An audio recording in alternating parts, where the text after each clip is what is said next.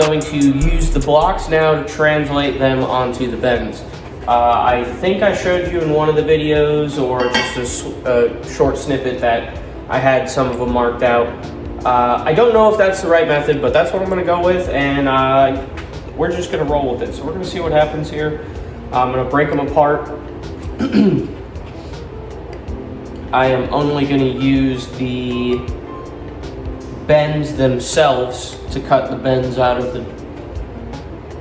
I'm going to use the bends themselves to cut the bends out of the bends, to use the bends so that I can bend some stuff. So, anyways, I'm going to stop talking about it and I'm going to be about it. So, yeah, that was not what I wanted to do.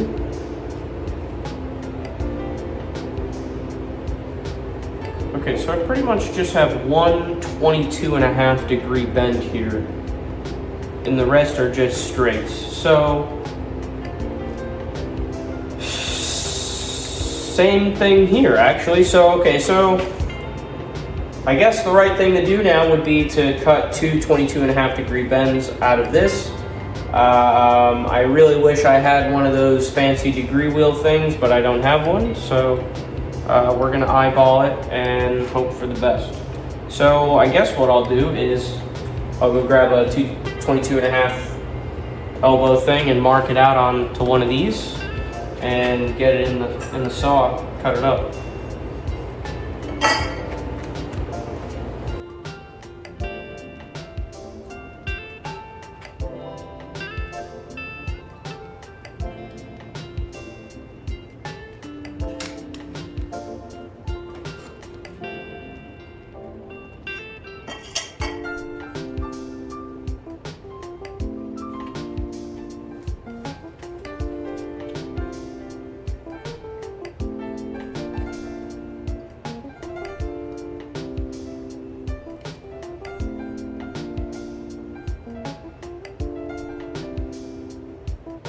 There's got to be a better way.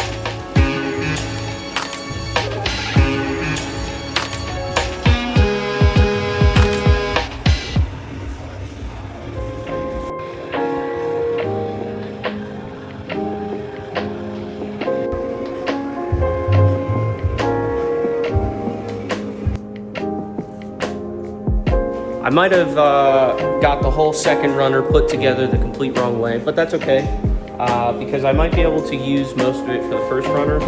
So right now, I got, just took that to the face. I got Leete here helping me get the lower subframe removed / lowered. I think we're just gonna remove it now at this point, to get the header out. There's actually no way around it. Whether you're coming from behind, above, there is no room above. It looks like there is, but there's not.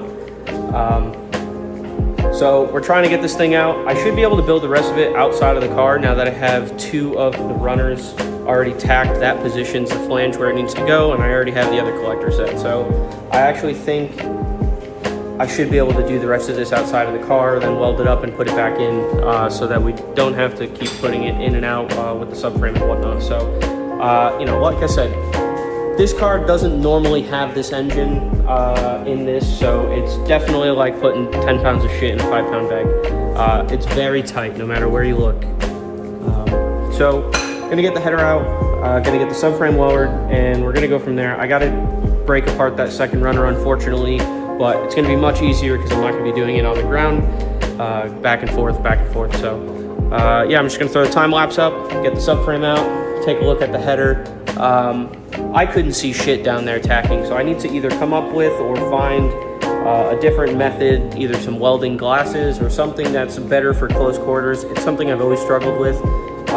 And not a lot of other welders have the ability to have access to lifts and stuff like me. So if there isn't something that I can find, I'll come up with something and help people out like us. Whether it's like some just simple glasses or a pancake mask or something like that. But when I get under there, it doesn't matter if I use my Optrel, wherever my helmets are, my Optrel or my Lincoln 3350, there's no room. The auto darkening flickers because, you know, you have lights on, you try to tack, you're covering the mask with different parts of your body and stuff, so it's really inconvenient. I flash burned the shit out of myself. I was seeing stars all day for the rest of the night last night, so yeah, I'm gonna throw the time lapse up, get this going.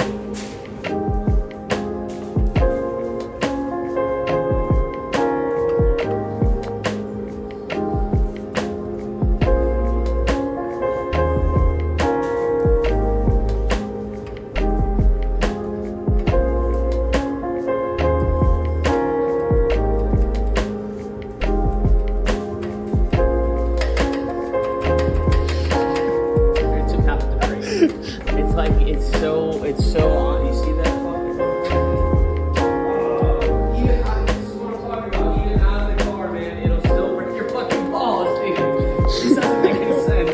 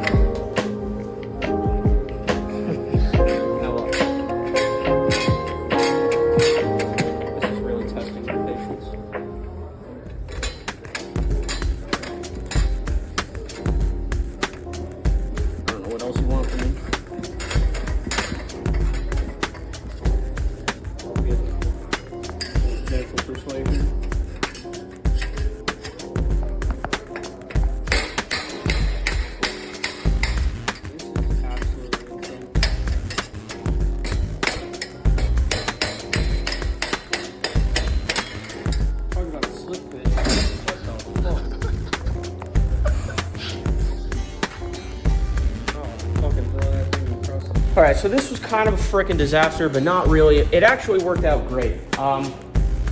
So the runner that I absolutely broke my balls yesterday, I don't know if it was just me, I might have been overtired, I don't know what the hell was going on, but it took me forever. I couldn't get the, I couldn't tack anything. I think I bitched about this already, so I'm not gonna go too big into it, but I need to come up with a better helmet solution, either a fixed shade or something for tacking underneath the car, because I kept flashing the hell out of myself.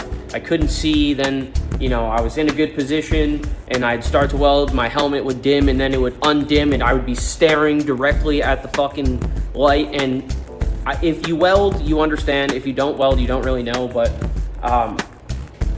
when you're focusing on the arc and then it just goes back to not being dim anymore, it's like you were to go and have your eyes closed and then somebody picked you up, put you outside, and when you opened your eyes, the sun was in your cornea. You know, it's like the most aggressive, it's awful. Unless you weld, yeah, that's it. All right, I'm done talking about that shit. So anyways, Leete was very kind enough to come by. He wanted to come by and check out the progress, see the exhaust, see the header. He was excited. He wanted to test fit some stuff on his car, so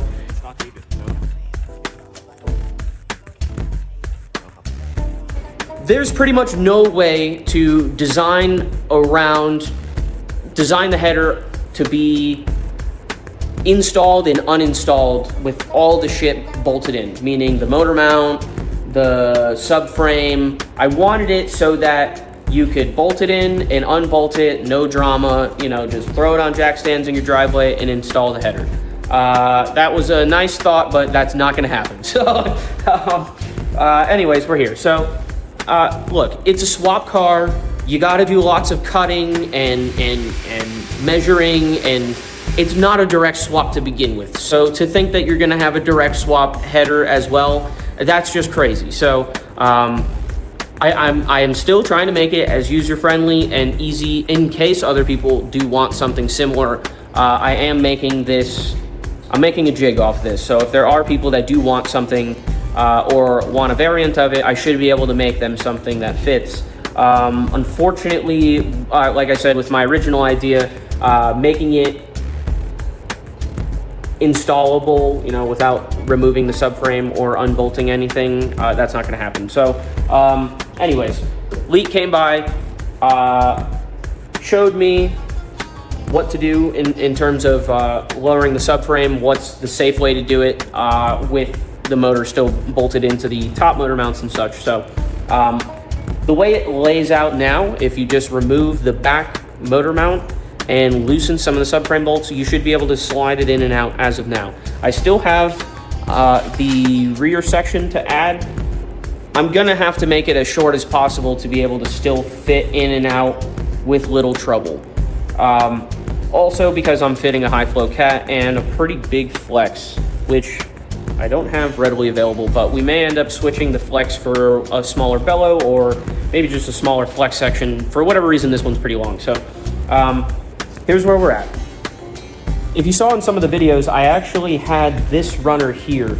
So the original dilemma was this was the runner that was kind of giving me an issue yesterday. Let's see if I can get you guys set up. So this was the runner, this one right here, was the runner that was giving me a tough time yesterday. But I actually had this on this location, this third cylinder or cylinder 2, whichever way you want to look at it. But that's where I had this originally. I was trying to break the tack from underneath the car, and again, if you're a welder, you know, but there's certain tacks, they'll break on you when you don't want them to break, and then the tacks that you do want to break are impossible. They're like the strongest weld you've ever seen in your life.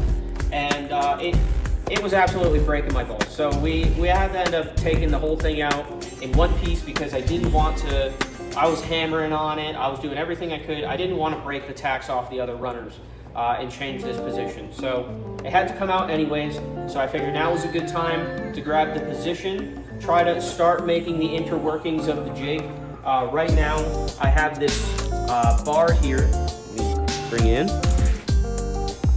I have this bar here that I bent up on my machete bender. I'll do a video on that if you guys want, but I love that thing. It makes me look like a superhero. It was expensive, but that thing is sick. So anyways, very simple. I have a strap here that I, again, bent in the bender. I have it just so that it touches where the location points are.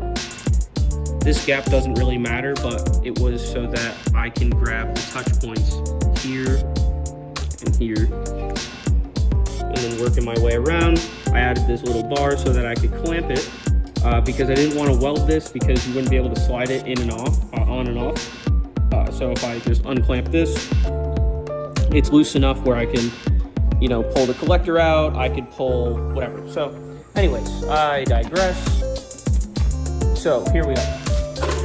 The idea from here, I don't like how this one fit up because, like I said, without changing it at all, I was breaking the tack off of this to take it apart and rethink it anyways, because what ended up happening was I had this runner here going here.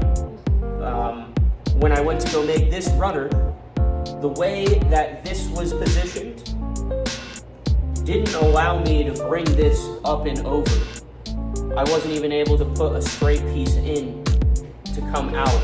So this needed to be reworked. So I don't know what happened or how that happened or whatever, but I think I was just, I was frustrated yesterday and I just kept going at it and I just wanted to finish it. And I think I made a mistake somewhere and yeah, that's what happened. So, but it does kind of work for this first runner here. I think I'm going to try to make it work for this runner. Like I said, I'm not really, it does fit up good everywhere else. It fits up nice there, but not crazy about that. So, your typical guy will definitely leave that. They would tack the other sides and then just weld that gap, you know. Which, don't get me wrong, I absolutely could weld that gap and make it look like there was no gap there at all. That's not the point of this. When you have gaps like that, that will pull. So it doesn't matter how many tacks you put around the other side or how good the fit up is here. When you go to weld that on, it's going to want to pull this towards the place where you have the biggest gap. And when you're working with places like this where your tolerances are less than 100 thousandths on either side, or sometimes maybe even a 16th max, an 8th max on either side, it's tight anyways. You also have to compensate for the engine rocking back and forth. You have to compensate for, weight. There's a lot of things that you kind of can't account for, but you try to make room for. Like I said, it is a swap car. There are going to be things that, are inevitable. You're going to have to trim heat shields. You may have to bend heat shields a different way. But I try to make things as user-friendly as possible because before I welded and stuff like that, I'm not the best car guy out there, but I'm a YouTube warrior. I'll look it up and try to figure it out for YouTube videos and then struggle until I figure it out. So, I always had a problem where I would buy stuff and it's never what you want, or it's what you think you want and you get it and you have to modify it, you have to trim it, you have to do all this crazy shit just to get it to fit, and that's not what you buy it for. I like to think you buy stuff and you just put it on and it works. So that's the name of my game. That's what I'm trying to do. I feel like it makes people happy. It's a less headache for me. So that's what I'm trying to do here. I want to have a nice flowing exhaust. I wanted it to be able to come on and off easily, but obviously we're past that. It's not going to happen. So, but I still want it to be as easy as an install as possible. That's it. We don't have a lot of space to work with.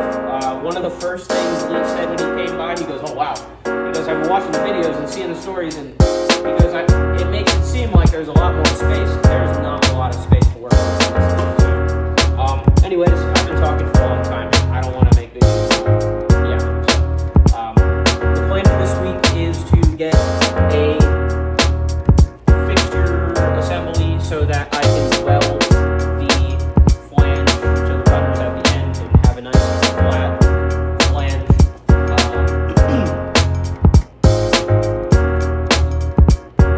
Right, so this week I'm going to weld up all the runners. I'm going to get this one done today or tomorrow. Then I'm going to take all the runners off, number them on the inside, clean them up on the outside, brush them up, air blow them out, acetone them, alcohol, the whole shebang, get them all cleaned up, get them ready to get purged and welded.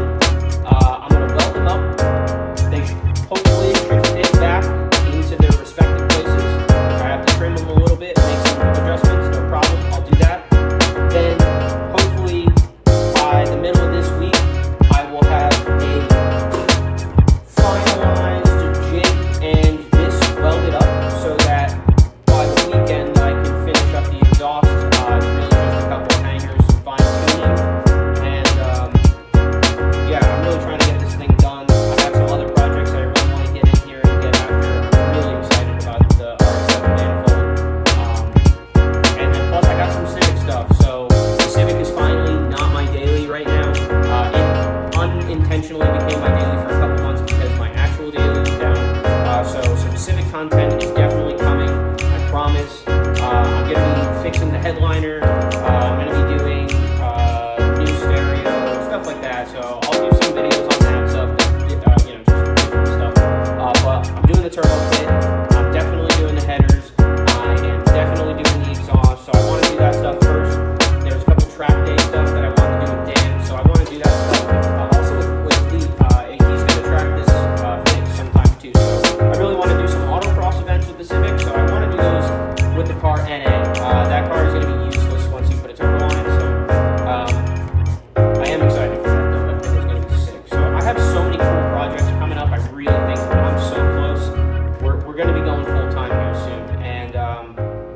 think when I start that, we're gonna start one of my life's biggest projects, and I'm nervous but also really excited because, dude, I think it's gonna piss a lot of people off. I think it's also gonna really give me. It's gonna be the one thing that puts me out